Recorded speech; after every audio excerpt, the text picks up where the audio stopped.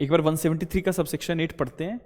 उसको पढ़ने के बाद एक छोटा सा पॉइंट और है, फिर इस केस पे मैं आप लोगों के साथ डिस्कशन करूंगा। निकालो जरा 173 सबसेक्शन 8। ठीक है, देखो 173 सबसेक्शन 8 एक सेविंग क्लॉज है, नथिंग से शुरू हो रहा है ना। Nothing in this section shall be deemed to preclude. Preclude करने का मतलब होता है प्रोहिबिट। तो nothing in this section will prohibit. इस सेक्शन में 173 में लिखी गई कोई भी बात प्रोहिबिट नहीं करेगी किस चीज को, फर्दर इन्वेस्टिगेशन को, फर्दर इन्वेस्टिगेशन को। So nothing in this section shall be deemed to prohibit further investigation in respect of an offense after the report under subsection 2 has been forwarded to the magistrate. After the report has been forwarded to the magistrate, and whereupon such investigation the officer in charge of the police station obtains further evidence either oral or documentary. ठीक है, तो एक बार जब आपने original chargesheet submit कर दी, इसका मतलब ये नहीं है कि आप फर्दर इन्वेस्टिगेशन नहीं कर सकते। And where upon such investigation, ये सच इन्वेस्टिगेशन का मतलब फर्दर इन्वेस्टिगेशन की बात कर रहा है। Where upon such investigation the officer in charge of the police station obtains further evidence. तो ओरिजिनली जब आपने इन्वेस्टिगेशन किया, चार्जशीट सबमिट करी, तो एविडेंसेस तो आपने पहले भी कलेक्ट कर लिए थे, लेकिन अब और इन्वेस्टिगेशंस को ढूंढ रहे हैं, तो आपने फर्दर इन्वेस्टिगेशन कैरी ऑन किया। फर्दर इन्वेस्टिगेशन कैरी ऑन करते फर्दर एविडेंस आपको मिला। फर्दर वर्ड डिनोट क्या कर रहा है कि बाद में ये चीजें आपको ऑल मिली हैं, इधर ओरल और डॉक्यूमेंट्री, चाहे कोई विटनेस हो सकता है, कोई डॉक्यूमेंट हो सकता है। He shall forward to the magistrate with further report और रिपोर्ट। ये जो फर्दर रिपोर्ट वर्ड आ रहा है, ये सप्लीमेंट्री पुलिस रिपोर्ट की बात हो रही है, सप्लीमेंट्री चार्जशीट की बात हो रही है। ठीक है, फर्दर रिपोर्ट और reports regarding such evidence in the form prescribed and the provision in section subsection 2 to 6 as far as may apply in relation to such report or reports as they apply in relation to the report forwarded under subsection 2. तो जिस तरीके से original chargesheet जब file हो रहा था 173 subsection 2 से subsection 6 हम लोगों ने कल पढ़े, वो अप्लाई हो रहे थे, उसी तरह से जब पुलिस वाले फर्दर इन्वेस्टिगेशन भी कर रहे हैं, फर्दर इन्वेस्टिगेशन करने के बाद कोई फर्दर एविडेंस आपको ओरल या डॉक्यूमेंट्री मिलता है, तो उसको भी आप कोर्ट में दे दोगे, अपनी रिपोर्ट बनाओगे, और इसी रिपोर्ट को supplementary police report, supplementary chargesheet, supplementary challan के नाम से हम डिनोट कर देते हैं। Right? Any doubt? No doubt. ठीक, बस एक छोटा सा चार्ट बना लो that over here investigation started, over here 173 subsection 2 के अंदर आपने क्या फाइल किया, फाइनल रिपोर्ट या पुलिस रिपोर्ट आप लिख लो, फाइनल रिपोर्ट और पुलिस रिपोर्ट फाइल्ड। 173 सबसेक्शन 2 के अंदर चार्जशीट सबमिट हो गई है, तो हो सकता है कि कोर्ट ने कॉग्निजेंस भी ले लिया हो। यस और नो? हो सकता है, नहीं हो सकता? क्योंकि जैसे ही कोर्ट में चार्जशीट आती है, कोर्ट का काम होता है कॉग्निजेंस लेने का। So it is quite possible that the court might have taken cognizance, quite possible. लेकिन इसका मतलब ये नहीं है कि पुलिस वाले फर्दर इन्वेस्टिगेशन नहीं कर सकते, है ना। Police officer is competent under section 173 subsection 8 to carry on, yes everyone, to carry on further investigation. अब आपने ध्यान से सुनना मेरी बात, प्रोसेस कैसे चल रहा है कि आपने चार्जशीट बनाई, चार्जशीट कोर्ट में दी, आपने कहा जनाब ये लो चार्जशीट, जनाब ने चार्जशीट ले ली, और अब जब चार्जशीट आई गई है तो कॉग्निजेंस की बात उठेगी कि आगे मैटर चलाएं ना चलाएं। अब मैजिस्ट्रेट ने कॉग्निजेंस भी ले लिया 190 के अंदर। अब मैजिस्ट्रेट क्योंकि इंक्वायरी पे स्विच कर चुके हैं, correct, the moment the magistrate takes cognizance, process of inquiry starts. Yes और नो प्लीज, है ना। अब एक तरफ मैजिस्ट्रेट ने कॉग्निजेंस ले लिया, इंक्वायरी शुरू हो गई, और दूसरी तरफ पुलिस वाले क्या करते जा रहे हैं, इन्वेस्टिगेशन। तो इन्वेस्टिगेशन और इंक्वायरी पैरेलली चल रही है, पैरेलली। अब इंक्वायरी के दौरान मैजिस्ट्रेट का काम होता है कि एक्यूज को कोर्ट में बुलाना, उसको डॉक्यूमेंट देने, कमिटल करना, ये सब छोटा मोटा काम है। वहीं पे पुलिस वाले अपनी फर्दर इन्वेस्टिगेशन कर रहे हैं। फर्दर इन्वेस्टिगेशन करते हुए अगर पुलिस वालों को कोई फर्दर एविडेंस मिला, तो उस फर्दर एविडेंस को, चाहे वो ओरल हो चाहे वो डॉक्यूमेंट्री हो, इधर ओरल और documentary, so that further evidence is to be given in the court, and for giving that particular evidence what you have to submit, that is supplementary chargesheet. ठीक है, फर्दर एविडेंस आप किस तरीके से दोगे? सप्लीमेंट्री चार्जशीट फाइल करके। और supplementary chargesheet file करने का राइट आपको कहां मिला? 173 के सबसेक्शन 8 के अंदर, 8 के अंदर। ठीक, नाउ द पॉइंट इज, ये तो हो गई जनरल बात, ये है आम जिंदगी। अब मेंटोस वाली जिंदगी देखो क्या, इसमें एक चीज जो है वो फर्क क्रिएट करती है। क्या फर्क क्रिएट करेगा यहां पे अब, कि अगर मैजिस्ट्रेट अभी सिर्फ कॉग्निजेंस लेके इंक्वायरी चला रहे थे तो पुलिस वाले फर्दर इन्वेस्टिगेशन साथ साथ कर सकते हैं, उसमें कोई प्रॉब्लम नहीं है। ठीक है, लेकिन एक बार अगर मैजिस्ट्रेट ने चार्ज फ्रेमिंग कर दी है, या let suppose court of session ने चार्ज फ्रेमिंग कर दी है, तो चार्ज फ्रेमिंग के बाद पुलिस वाले कोर्ट में सप्लीमेंट्री चार्जशीट सबमिट नहीं कर सकते। क्यों? क्योंकि मेन बेस तो आपने कोर्ट में दे दिया, अब उसी के आधार पे चार्ज फ्रेम होगा। अब the moment the charges are being frame, तो मैटर तो ट्रायल पे स्विच ओवर हो गया। तो एक बार ट्रायल जब इनिशिएट हो जाता है तो कोर्ट सप्लीमेंट्री चार्जशीट्स को एक्सेप्ट नहीं करता है। क्यों? क्योंकि ऐसे तो पुलिस वाले रुकेंगे ही नहीं, वो तो बार बार कुछ ना कुछ देते रहेंगे ना, तो उनको रोकना जरूरी है। क्योंकि once the trial initiates the court is now going to frame the charges. On those charges the trial is to be taken up, prosecution evidences are to be recorded, defense is to be there, 313 का बयान होगा, arguments होंगे। तो जब आप ये सब trial पे चले गए, बीच में आप उसमें आप कोई चेंज नहीं अलाउ करोगे, तो इस करके सप्लीमेंट्री चार्जशीट्स ट्रायल शुरू होने के बाद, इसका मतलब चार्ज फ्रेमिंग के बाद कोर्ट में एक्सेप्टेबल नहीं होती है। Is it clear? इसके बाद एक चीज आपको और मैं बता देता हूं, देखो पुलिस ऑफिसर्स के पास फर्दर इन्वेस्टिगेशन कंडक्ट करने का जो राइट है ये पर से है। आपको मजिस्ट्रेट से परमिशन नहीं लेनी होती है कि मैं इन्वेस्टिगेशन करूं या ना करूं, क्योंकि जब आप ओरिजिनली इन्वेस्टिगेशन करने की पावर रखते हो तो फर्दर इन्वेस्टिगेशन करने की भी आप पावर रखते हो। इट मींस कि जब आपने सेक्शन 156 के अंदर कॉग्निजेबल ऑफेंस की इन्वेस्टिगेशन शुरू करी थी, तो क्या आपने मजिस्ट्रेट की परमिशन मांगी थी? नहीं। आपने इन्वेस्टिगेशन किया, आपने 173 के अंदर सबसेक्शन 2 में आपने फाइनल रिपोर्ट सबमिट कर दिया, चार्जशीट फाइल कर दी, चालान पेश कर दिया, फाइनल रिपोर्ट आ गई। फाइनल रिपोर्ट देने के बाद मजिस्ट्रेट जो है वो अपना काम शुरू कर देते हैं, वो 190 के अंदर कॉग्निजेंस ले लेंगे। लेकिन पुलिस वाले चाहें तो 173 के सबसेक्शन 8 के अंदर फर्दर इन्वेस्टिगेशन कंडक्ट करते रहेंगे। उनकी मर्जी है, उनको करना है करो, उनका काम है इन्वेस्टिगेशन करना। और एविडेंसेस मिल जाएंगे, और एविडेंसेस कोर्ट को देंगे by way of filing supplementary chargesheet. लेकिन जब आप फर्दर इन्वेस्टिगेशन कर रहे हैं, लॉ की ऐसी कोई रिक्वायरमेंट नहीं है कि आपको मजिस्ट्रेट से पूछना है, परमिशन लेनी है, ऐसी कोई रिक्वायरमेंट नहीं है। लेकिन आपको नहीं लगता कि as a matter of prudence आपको बता देना चाहिए कि सर अभी फर्दर इन्वेस्टिगेशन चल रहा है? बताना चाहिए। क्यों बताना चाहिए? उसके पीछे का कारण है एक। देखो, जैसे हमने कहा कि मैजिस्ट्रेट के सामने फाइनल रिपोर्ट आ गई, मैजिस्ट्रेट ने कॉग्निजेंस ले लिया और पुलिस वाले फर्दर इन्वेस्टिगेशन कर रहे थे। अगर मैजिस्ट्रेट की ये नॉलेज में नहीं होगा तो मैजिस्ट्रेट तो बहुत फ्रीक्वेंट एक्ट करेंगे। आज कॉग्निजेंस लेंगे, कल डॉक्यूमेंट हैंडओवर करेंगे, परसों चार्ज फ्रेम करेंगे और ट्रायल पे मैटर आ जाएगा। ठीक है, तो ऐसे सिनेरियो में बाद में सप्लीमेंट्री चार्जशीट के ऊपर रिस्ट्रिक्शन लग जाएगी। तो अगर आपने मजिस्ट्रेट को बताया है कि सर हम अभी और इन्वेस्टिगेशन कर रहे हैं, तो थोड़ा अपना प्रोसेस स्लो रखना, तो the moment the prudent police officer informs to the magistrate that we are still conducting further investigation, तो मैजिस्ट्रेट के ध्यान में होता है कि अच्छा मैंने कॉग्निजेंस तो ले लिया है, लेकिन अभी मैं चार्जेस पे या कमिटल पे बात नहीं करूंगा, let the police conduct the further investigation. तो मैं बीच बीच में स्टेटस रिपोर्ट मंगवा लेता हूं।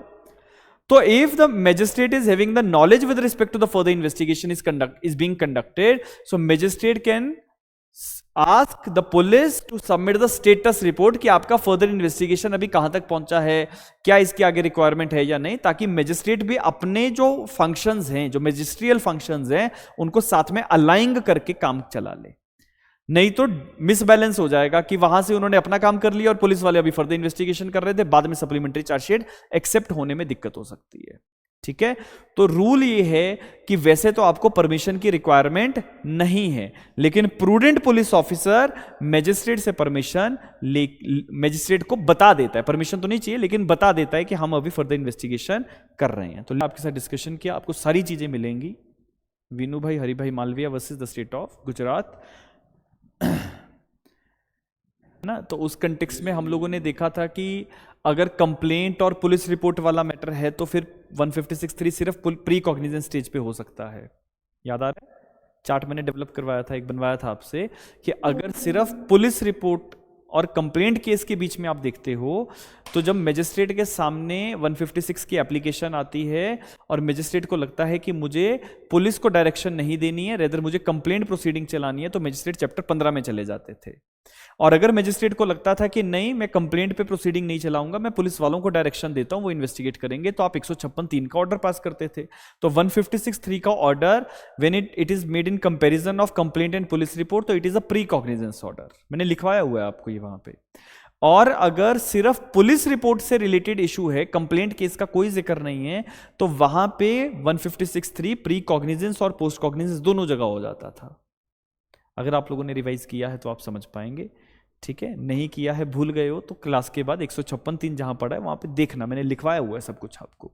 लेकिन उस सारी चीजों को मैं यहां पे दोबारा से एक बार कोरिलेट कर देता हूं, और मैं स्ट्रांगली रिकमेंड करता हूं कि ये जैसी जजमेंट्स होती है ना जिनमें बहुत सारी चीजें आप लोगों को देखने को मिलती हैं, तो प्रोसीजर आधे से ज्यादा जजमेंट पढ़ने से ही क्लियर हो जाता है। ठीक है, जैसे आपने कॉन्सेप्ट समझ लिया क्लास में, कॉन्सेप्ट समझने के बाद अगर आप केस पढ़ोगे ना तो आप बहुत इजी तरीके से कोरिलेट कर पाओगे कि ये किस चीज की बात कर रहा है। सो जो मेन पॉइंट है वीनू भाई मालविया के केस में वो 2 पॉइंट्स है। पहला पॉइंट तो ये था कि जब 173 सबसेक्शन 2 के अंदर चार्जशीट सबमिट हो जाती है, चार्जशीट सबमिट हो जाती है, तो वैसे तो पुलिस ऑफिसर अपनी मर्जी से चाहे तो फर्दर इन्वेस्टिगेशन कर सकते हैं, लेकिन अगर मैजिस्ट्रेट के सामने, जैसे let suppose you are a magistrate, आपके सामने हमने चार्जशीट सबमिट करी, आपने चार्जशीट देखी, आपको लगा कि नहीं कुछ और भी एविडेंस मिल सकते थे, तो आप पुलिस वालों को डायरेक्शन भी दे सकते हो टू कंडक्ट फर्दर इन्वेस्टिगेशन। ठीक है, बात समझ में आ रही है कि if magistrate finds that after receiving chargesheet he finds that some other evidences can be collected, so magistrate can also order further investigation. Magistrate के पास भी पावर है, लेकिन सवाल उठा कि मैजिस्ट्रेट के पास पावर कहां से आ गई। 173 सबसेक्शन 8 तो सिर्फ पुलिस वालों की बात करता है, that police officer can conduct for the investigation. तो वीनू भाई के केस में ऑनरेबल सुप्रीम कोर्ट ने क्लियर किया कि भैया आप 156(3) को क्यों भूल रहे हो। 156(3) 156(3) क्या कहता है, that magistrate can is empowered to order investigation, लिखा हुआ है वहां पे, magistrate is empowered to order investigation to be conducted. तो वो जो लिखा है ना, magistrate is empowered to order investigation, so that includes initial investigation as well as it includes further investigation. ठीक है, तो मैजिस्ट्रेट के पास फर्दर इन्वेस्टिगेशन का ऑर्डर देने की पावर कहां से आ रही है, 156(3) read with 173 subsection 8। You got my point.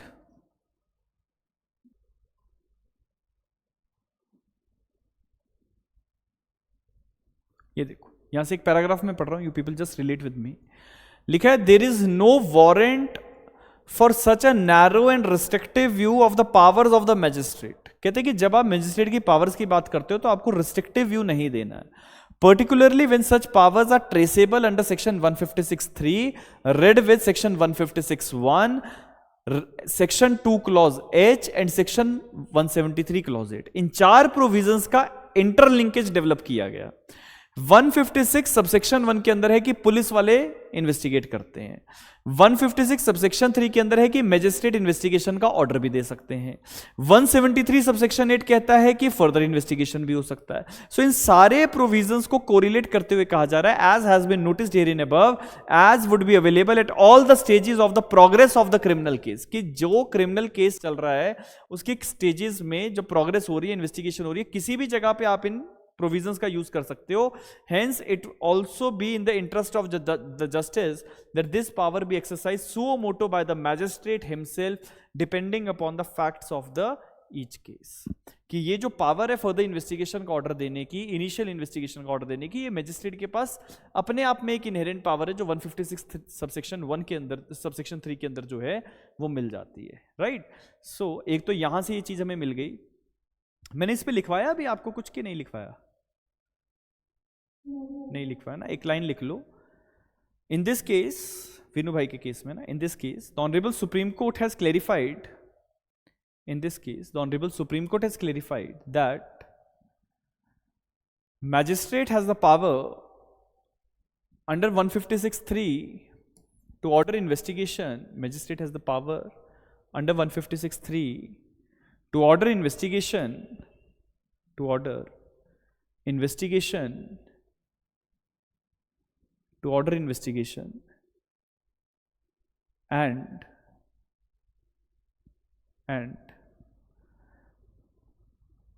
it does not includes the initial investigation only. It does not includes the initial investigation only.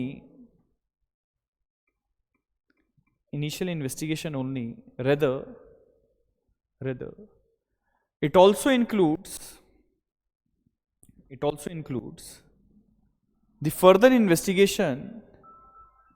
It also includes the further investigation. It also includes the further investigation,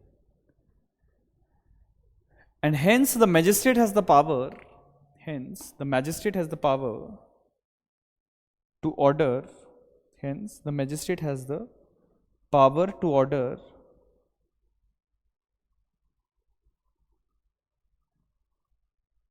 further investigation. Magistrate has the power to order further investigation under section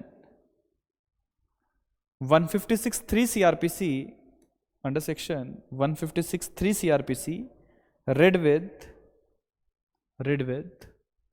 173 subsection 8 CRPC, read with 173 subsection 8 CRPC, full stop।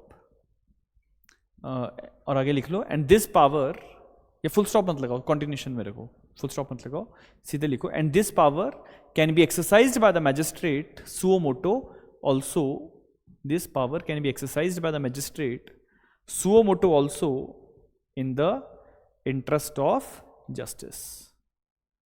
This power can be exercised bye the magistrate suo motu also in the interest of justice. ठीक है, बस आपने अब एक चीज का ध्यान रखना है, ये विनू भाई का मालविया का जो केस है, इसमें multiple things are there which have been incorporated. जितना हम लोगों ने अभी तक डिस्कशन किया है वो सारी चीजें भी यहाँ पे आपको इस केस में मिल जाएंगी। तो जैसे हमको होता है ना कि यार कोई ऐसी अथॉरिटी मिल जाए जिससे हमें पूरा का पूरा इन्वेस्टिगेशन का प्रोसेस, मैजिस्ट्रेट की पावर्स, वो सारी समझनी है, इससे बेहतर जजमेंट नहीं मिलेगा। ठीक है, अब इसके साथ साथ एक चीज और जो थी वो हमें समझनी है। Just give me few seconds.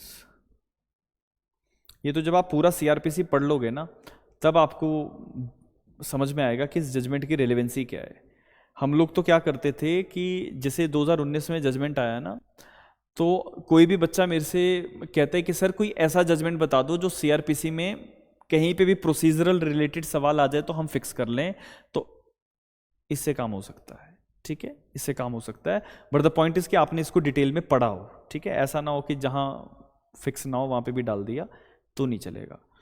इसमें एक चीज मैं आपको और रिलेट करके बता रहा हूं, जस्ट गिव मी 1 सेकेंड। हाँ, इस केस में एक सवाल उठा, मतलब सवाल तो दूसरे केसेस में भी उठा है, लेकिन इस केस में उसको 3 जजेस बेंच डिसाइड कर रहा है। देखो 3 चीजें मैं आपके सामने डिनोट करता हूं, 3 चीजें, कि जैसे मैं इन्वेस्टिगेशन वर्ड में यहां पे लिख रहा हूं, इन्वेस्टिगेशन, तो एक होता है इनिशियल इन्वेस्टिगेशन का ऑर्डर देना, ऑर्डर ऑफ इनिशियल इन्वेस्टिगेशन।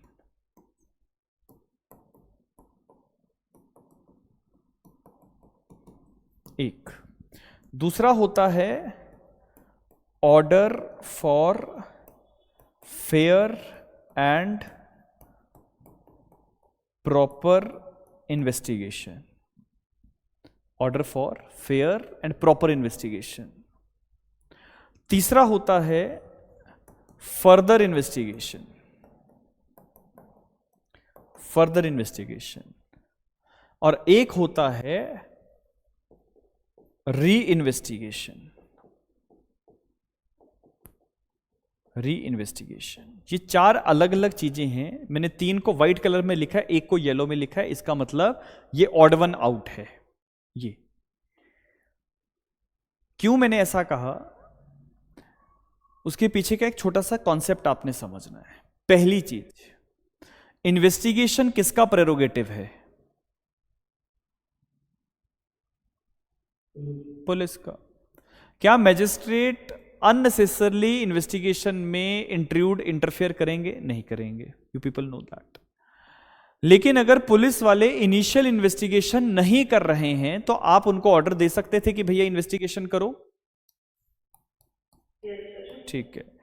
तो इनिशियल इन्वेस्टिगेशन का ऑर्डर देने के लिए 156(3) मैजिस्ट्रेट को इंपावर कर देगा, ठीक है।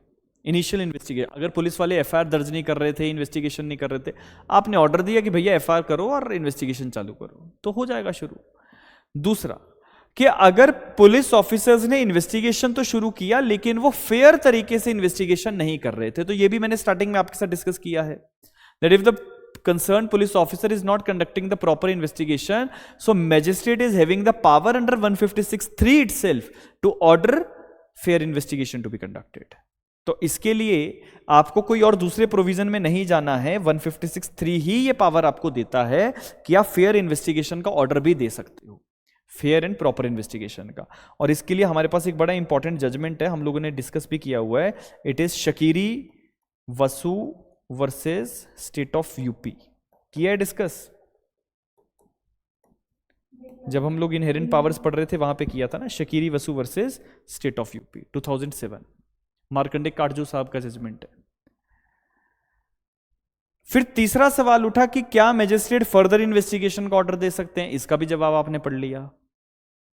फर्दर इन्वेस्टिगेशन भी मैजिस्ट्रेट के पास पावर है, क्योंकि 156(3) read with 173 subsection 8 CrPC magistrate को इंपावर करते हैं कि अगर आप अपनी मर्जी से चाहें तो चार्जशीट सबमिट होने के बाद भी पुलिस वालों को कह सकते हैं कि इन्वेस्टिगेशन और कर लो, कुछ और मिल जाएगा एविडेंस आपको। लेकिन जो मैंने लास्ट कॉन्सेप्ट लिखा री इन्वेस्टिगेशन का, इस पे क्वेश्चन मार्क उठता है कि क्या मैजिस्ट्रेट री इन्वेस्टिगेशन का ऑर्डर कर सकते हैं कि नहीं कर सकते? आप लोगों को क्या लगता है? ठीक है, नहीं कर सकते, ठीक है, नहीं कर सकते। क्यों नहीं कर सकते उसका कारण समझना है। मैं ये कहता हूं कि लेट सपोज पुलिस ऑफिसर्स ने यहां पे इन्वेस्टिगेशन करना शुरू किया, पुलिस ऑफिसर को एविडेंस मिले ना मिले जो भी है, यहां पे आके पुलिस वालों ने फाइनल रिपोर्ट सबमिट कर दी और पुलिस वाले कहते हैं नो सफिशिएंट एविडेंस, हमें कोई एविडेंस नहीं मिला, हम क्लोजर फाइल कर रहे हैं। Let suppose closure report file कर दी, कैंसिलेशन रिपोर्ट, क्लोजर रिपोर्ट एक ही बात है। मैजिस्ट्रेट ये कह सकते हैं कि यार तुम फर्दर इन्वेस्टिगेशन और करो, देखो कुछ मिल जाएगा, है ना। फर्दर इन्वेस्टिगेशन तो दे ही सकते हैं, क्योंकि 173 सबसेक्शन 8 और 156 सबसेक्शन 3 उनके अंदर ये लिखा है कि मैजिस्ट्रेट कैन ऑर्डर इन्वेस्टिगेशन। तो investigation includes initial as well as further investigation. तो मैजिस्ट्रेट जो थे वो क्या दे सकते थे? फर्दर इन्वेस्टिगेशन का ऑर्डर पास कर सकते हैं। लेकिन मैजिस्ट्रेट ये नहीं कह सकते कि भैया इस केस में शुरू से इन्वेस्टिगेशन करो, री इन्वेस्टिगेशन नहीं दे सकते, ना, क्योंकि री इन्वेस्टिगेशन का ऑर्डर देने का मतलब यह हुआ कि आपने पुलिस के ऊपर कंप्लीटली क्वेश्चन मार्क रेज कर दिया। और री investigation is not in the competency of the magistrate, because अगर आप री इन्वेस्टिगेशन का भी ऑर्डर दोगे तो हो सकता है कि वो दोबारा से क्लोजर फाइल कर दें, right. So magistrate has no competency to order reinvestigation, कोई कॉम्पिटेंस मैजिस्ट्रेट की कॉम्पिटेंसी तो नहीं है। कल को आप मैजिस्ट्रेट बनोगे, आप ऐसा नहीं कर पाओगे। लेकिन आप लोगों ने ये देखा होगा कि जैसे वो आरुषि मर्डर केस हुआ, वो तो देखा होगा सभी ने, मूवी भी देखी होगी शायद, देखिए। अरुषि मर्डर केस में आप लोगों ने देखा होगा कि पुलिस ने इन्वेस्टिगेट किया, फिर सीबीआई ने कर लिया या सीआईडी ने, जो भी है ना, तो वहां पे तो री इन्वेस्टिगेशन हो रहा था, वो कैसे हो गया? सर गलत पढ़ा रहे हैं इसका मतलब। गलत नहीं पढ़ा रहे। री इन्वेस्टिगेशन का ऑर्डर केवल और केवल हाई कोर्ट्स या सुप्रीम कोर्ट्स अपनी कॉन्स्टिट्यूशनल पावर्स के अंदर जाके दे सकती हैं। मैजिस्ट्रेट्स के पास ऐसी कोई कॉम्पिटेंसी नहीं है। ठीक है, is it clear?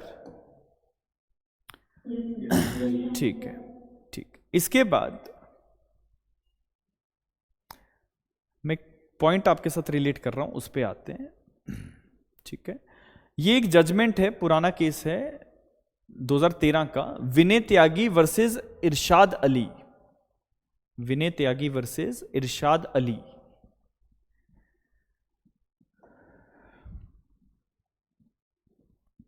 Vinay Tyagi versus इरशाद अली।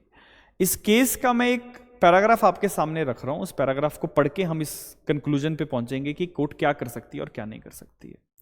लिखा है, having noticed the provisions and relevant part of the scheme of the code, now we must examine the powers of the court to direct investigation. विनय त्यागी के case में court के सामने सवाल था कि भैया सीआरपीसी के इतने सारे प्रावधान हैं, तो प्रावधानों को समझ के देखते हैं कि कोर्ट की पावर कैसी है कि वो डायरेक्ट इन्वेस्टिगेशन का ऑर्डर दे दे। लिखा है, investigation can be ordered in varied forms at different stages, right at the initial stage of the receiving of FIR or a complaint, or the court can direct investigation in accordance with the provisions of 156(1) in exercise with its powers given in 156(3) for, and the investigation can be of following kinds. सिर्फ kinds बताइए कि किस किस तरह का investigation हो सकता है। मैजिस्ट्रेट की कॉम्पिटेंसी क्या होगी वो एक अलग विषय है।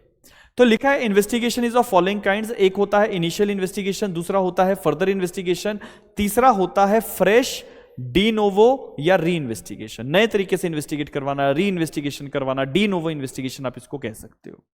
तो कहा 3 तरह की इन्वेस्टिगेशन हो सकती है। अब अगला सवाल उठा कि मैजिस्ट्रेट के पास कौन सी इन्वेस्टिगेशन करने का पावर है।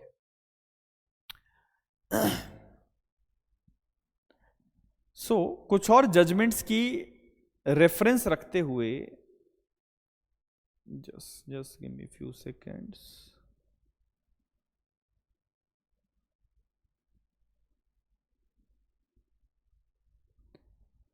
अब ये आपको बहुत सारे केसेस मिलेंगे जिसमें कोर्ट्स ने कुछ कोर्ट्स ने कहा है कि री इन्वेस्टिगेशन दे सकते हैं, कुछ ने कहा है नहीं दे सकते हैं, लेकिन हम तो बात कर रहे हैं सुप्रीम कोर्ट की अथॉरिटी की।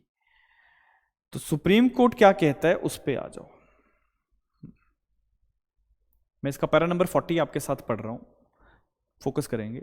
लेकिन having analyse the provisions of the code and various judgments, जो ऊपर जजमेंट्स बहुत सारी 50 जजमेंट लिखी है उनकी बात है, we would state that the following conclusion in regard to the powers of the magistrate under 173 subsection 2 read with 173 subsection 8 read with 156(3). तो मैजिस्ट्रेट की क्या पावर है वो अगले 3 क्लॉजेज में लिखी गई। पहली है that magistrate has no power to direct, Saroj पढ़ेगी क्या लिखा है, magistrate has no power to direct re investigation, magistrate has no power to direct fresh investigation, de novo investigation in the case initiated on the basis of police report. तो जो case police वालों ने शुरू किया था, police report आई थी, उसमें आप फ्रेश इन्वेस्टिगेशन, री इन्वेस्टिगेशन, डी नोवो इन्वेस्टिगेशन का ऑर्डर पास ये एवरीवन नहीं कर सकते। दूसरा जो कोर्ट ने पॉइंट कहा,